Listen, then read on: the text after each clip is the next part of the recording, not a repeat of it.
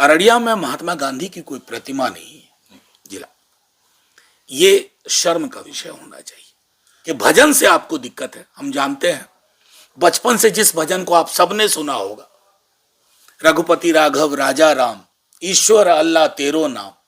प्रशांत किशोर धरना प्रदर्शन पर है, आमरण अनशन पर 3 दिन से लगातार। इस पर आपकी पार्टी की पता नहीं वो किस चीज पे है, मुझे नहीं मालूम। बड़ा इनकंसिस्टेंट उनका पोजीशन रहता है। अभी मैंने हाल में एक वीडियो देखा जिसमें वो कह रहे थे कि कंबल हमसे लोगे और नेता किसी। ये तो मैंने आज तक अपने सार्वजनिक जीवन में कभी किसी को बोलता हुआ नहीं सुना था। तेजस्वी जी ने तो साफ स्पष्ट कर दिया कि आप लोगों के मन में यह बड़े दिन से दिल्ली से लेके अररिया तक हर जगह सवाल घूम रहा, तो उस सवाल को उन्होंने एक त्वरित तात्कालिक सीमित दिशा दे दी। जिले का जो हाकिम है वो अपने को सुपर मुख्यमंत्री समझ रहा, प्रखंड में जो प्रखंड का हाकिम है वो सुपर मुख्यमंत्री समझ रहा, और जो मुख्यमंत्री हैं उन्हें पता ही नहीं कि वो क्या है। अब जिला अध्यक्ष मनीष जी ने आपसे कहा कि हमने श्रद्धांजलि के पश्चात, आज तस्लीम साहब को श्रद्धांजलि के पश्चात इस मीटिंग की शुरुआत की। इस मीटिंग का बहुत सीमित उद्देश्य था आज कि हमारे जितने ब्लॉक हैं, जो हमारे ब्लॉक के मजबूत का साथी हैं, वो नगर के जो मजबूत साथी हैं, जो हमारा मेन स्ट्रक्चर है, उनसे आने वाले दिनों में बाकी तमाम प्रकोष्ठों के साथ भी, और इसको महज चुनावी तैयारी के रूप में हम नहीं देखते हैं।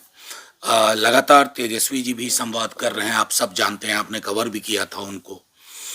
उद्देश्य ये है कि राष्ट्रीय जनता दल की वैचारिकता लोगों तक एक नए उभार के साथ लोगों तक ले जाया जाए, और इसमें सबसे बड़ी भूमिका हमारे इन साथियों की होती है। जो हम आपसे जब मैं बात कर रहा हूं तो ये पृष्ठभूमि में है, तो ये पृष्ठभूमि में रह के दल को ताकत देते हैं, नेता को ताकत देते हैं, सरकार बनाते हैं। इसी दृष्टिकोण से इन्हीं की ताकत पे तेजस्वी जी ने, इन्हीं के फीडबैक पे, आप सब ने सुना होगा कि माई बहन मान योजना, ये कहीं आसमान से नहीं टपका था। लगातार संवाद के दौरान उनको ये लगा कि जो गरीबी और भुखमरी की हालत इन दिनों कर दी गई है बीते 10-12 वर्षों में, खास तौर पर उसमें एक परिवार को अपनी अर्थव्यवस्था को चलाने के लिए एक सहायता की आवश्यकता है।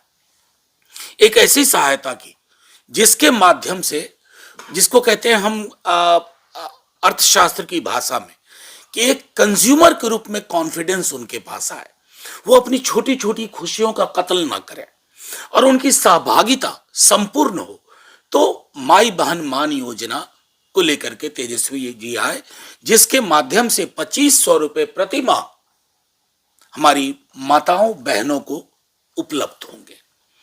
उसके बाद दूसरे फीडबैक के आधार पर स्मार्ट मीटर्स के बारे में आप लोग काफी कुछ लिख बोल चुके हैं। उन्होंने खुद कहा कि स्मार्ट मीटर ने हाहाकार मचाया हुआ है, और बिजली के बिल की वजह से एक गांव में रहने वाला इंसान या एक निम्न मध्यम आय वर्ग का इंसान, उसकी रोजमर्रा की जिंदगी बदहाल हो जाती है। तो 200 यूनिट फ्री बिजली। साथ ही साथ ये कहा गया कि अगर आप सामाजिक सुरक्षा के दायरे को देखें, एक सरकार का काम होता है, सरकार जब वेलफेयर स्टेट हम कहते हैं, तो उसका सामाजिक सुरक्षा को लेकर के उसकी प्रतिबद्धता कैसी है, उस पर सरकार की गुणवत्ता की जांच होती है, सरकार की प्रतिबद्धता की जांच होती है, सरकार के सबलीकरण स्वयं के उसकी जांच होती है। उस दृष्टिकोण से उन्होंने उसमें ये बात तय की कि उसको चाहे वृद्धा पेंशन हो, दिव्यांग लोगों के लिए हो, या और जितने मानक हैं जहां सामाजिक सुरक्षा की आवश्यकता है, उसको 400 रुपए अगर आप सोच के देखें तो वो 12 रुपए 70 पैसे प्रतिदिन पड़ता है, या 12 रुपए 90 पैसे। कभी हम कल्पना कर सकते हैं एक सरकार का इतना उदासीन संवेदनहीन रवैया हो? इसलिए उन्होंने कहा कि मिनिमम सपोर्ट जो होगा वो 1500 रुपए का होगा। साथ ही और कई योजनाओं पे वह काम कर रहे हैं, खास करके छात्रों और बेरोजगार युवाओं के लिए। ना सिर्फ नौकरी का उनका 2020 का कमिटमेंट, उसमें 5 लाख सिर्फ इसलिए हो पाया कि हम 1.25 साल ही सरकार में रहे। फिर नीतीश जी की अंतरात्मा उल्टे करवट लेके फिर उधर चली गई। तो खैर हम उसमें नहीं जाना चाहते। नौकरी की गारंटी के अलावा विद्यार्थियों को जो परीक्षा दे रहे हैं, यहां से वहां सेंटर हो रहा है, उसमें सकारात्मक पहल उनकी ओर से आएगी। उस पर उनकी टीम काम कर रही है। साथ ही उनका कमिटमेंट है कि उनके आने के बाद बिहार की किसी परीक्षा में रिगिंग नहीं होगी, धांधली नहीं होगी, लाठी चार्ज नहीं होगा, जिस तरह के बर्बर लाठी चार्ज हुआ।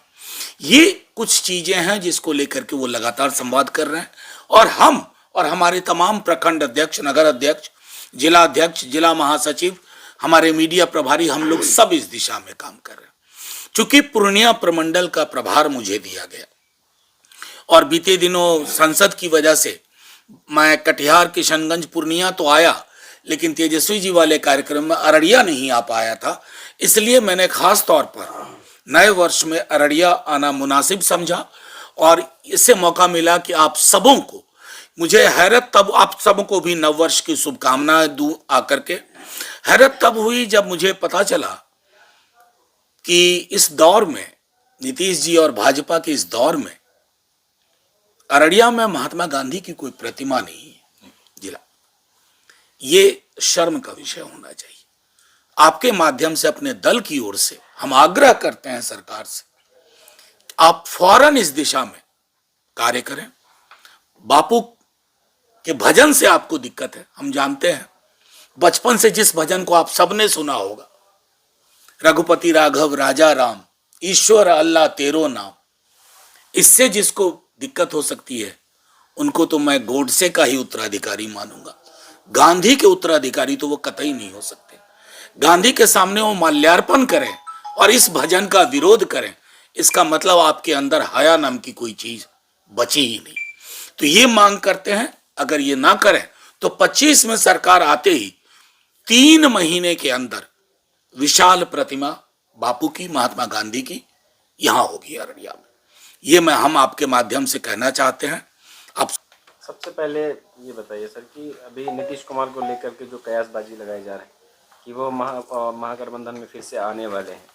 लालू यादव जी कह रहे हैं कि उनके लिए दरवाज़ा खुला है, नीतीश वो और तेजस्वी यादव जी कह रहे हैं कि ऐसा कुछ नहीं। साथियों, मैं इस सवाल को तो 2-3 दिन से सुन रहा हूं। अभी पता नहीं कितनी आयु इस सवाल की और बची हुई है, क्योंकि आजकल सवालों की भी आयु होती है, सुबह से शाम, शाम से सुबह। अब आप उस इंटरव्यू को देखिए, मैंने देखा है अक्षरशः पॉइंट टू पॉइंट उनसे सवाल पूछा जा रहा है, लगातार एक ही सवाल को बार बार। उत्तर भारत के लालू जी से बड़ा कम्युनिकेटर कोई नहीं है, ये मोदी जी भी मानते हैं। उन्होंने गुजरात की एक पत्रिका को इंटरव्यू में कहा था कि उत्तर भारत में लालू जी जैसा कम्युनिकेटर कोई नहीं है। शब्द सुनोगे और भाव भूल जाओगे। भंगिमा देखी उस सवाल में क्या था, भाव क्या था। इसलिए कोई ऐसी चीज ही नहीं है। दिक्कत सिर्फ यह है, बिहार की परेशानी सबसे बड़ी है। हम में से किसी को नहीं पता, आपको भी नहीं पता कि बिहार चला कौन रहा है। एक सरकार है बीजेपी और जदयू की, लेकिन वो भी नहीं चला रहे। चला रहे हैं कुछ सेवानिवृत्त अधिकारी, जिनकी बिहार के प्रति कोई प्रतिबद्धता नहीं है। और दुख की बात है, हमें यह भी नहीं पता कि माननीय मुख्यमंत्री जी को संज्ञान में है भी या नहीं कि किस तरह के लाठीचार्ज हो रहे हैं, किस तरह व्यवस्थाएं चकनाचूर है, किस तरह का लॉ एंड ऑर्डर का हाल है। ये हमारे लिए चिंता का विषय है। अब वो कहां जाएं ना जाएं ये है ही नहीं। तेजस्वी जी ने तो साफ स्पष्ट कर दिया कि आप लोगों के मन में यह बड़े दिन से, दिल्ली से लेके अररिया तक हर जगह सवाल घूम रहा। तो उस सवाल को उन्होंने एक त्वरित, तात्कालिक, सीमित दिशा दे दी। कोई और आएंगे क्या महागठबंधन में? इतना कहने के बाद भी आप ये सवाल पूछ रहे हैं, उस सवाल की का औचित्य ही अब नहीं। प्रशांत किशोर धरना प्रदर्शन पर है, आमरण अनशन पर 3 दिन से लगातार। इस पर आपकी पार्टी की पता नहीं वो किस चीज पे है, मुझे नहीं मालूम। बड़ा इनकंसिस्टेंट उनका पोजीशन रहता है। अभी मैंने हाल में एक वीडियो देखा जिसमें वो कह रहे थे कि कंबल हमसे लोगे और नेता किसी। ये तो मैंने आज तक अपने सार्वजनिक जीवन में कभी किसी को बोलता हुआ नहीं सुना था। मैं आपको फर्क बताना चाहता हूँ। मैं छात्र आंदोलन से निकला हूँ, पटना विश्वविद्यालय। बाद में दिल्ली विश्वविद्यालय। छात्र और नौजवान जब कोई आंदोलन करता है किसी विषय के लिए तो वो समर्थन चाहता है विपक्षी दलों का, नेताओं का, लेकिन वो ये कतई नहीं चाहता है कि उसका प्लेटफॉर्म हाईजैक कर लिया जाए, उसके प्लेटफॉर्म पे कोई आके अपना झंडा बैनर लगा दे। तेजस्वी जी किशनगंज में थे, मैं उनके साथ था, उन्होंने वीडियो कॉल पे बात की। जैसे ही पटना पहुंचे गर्दनी बाग गए जहां वो प्रोटेस्ट कर रहे थे, लेकिन अपना झंडा बैनर नहीं लगाया। ये मैच्योरिटी होती है किसी भी आंदोलन को नैतिक समर्थन देने की। बाकी दूसरों के बारे में मैं क्या टिप्पणी करूं, इस बयान में ही निहितार्थ। अफसरशाही सर इस टाइम चरम पर है, किसी भी थाने में बिना पैसे का एफआईआर नहीं हो रहा। मैं आपको कह रहा हूं, ये सिर्फ अररिया नहीं, सीमांचल से लेकर पूर्वांचल तक, जहानाबाद से लेकर के औरंगाबाद तक, कहीं भी चले जाइए, जब सरकार चरमराती है ना, यहां सरकार नाम की चीज कोलैप्स कर गई है। तो जिले में जिले का जो हाकिम है वो अपने को सुपर मुख्यमंत्री समझ रहा है, प्रखंड में जो प्रखंड का हाकिम है वो सुपर मुख्यमंत्री समझ रहा है, और जो मुख्यमंत्री हैं उन्हें पता ही नहीं कि वो क्या हैं। अब 2 लोग हैं, 1 लोग हैं, वो चला रहे हैं। निर्णय ले कौन रहा है, हस्ताक्षर कौन कर रहा है? क्या पूरा का पूरा आर्टिफिशियल इंटेलिजेंस भी लगा दिया है इसमें? ये मेरे लिए नहीं, विपक्ष के दलों के लिए नहीं, बिहार के लिए चिंता का विषय। और मैं समझता हूं कि उस दृष्टिकोण से पूरा का पूरा बिहार उत्सुक है कि कैसे चुनाव की घोषणा हो और अपने मताधिकार का प्रयोग करके वो एक ऐसी सरकार चुने जो सरोकार की सरकार हो, सरकार वाली सिर्फ सरकार ना हो।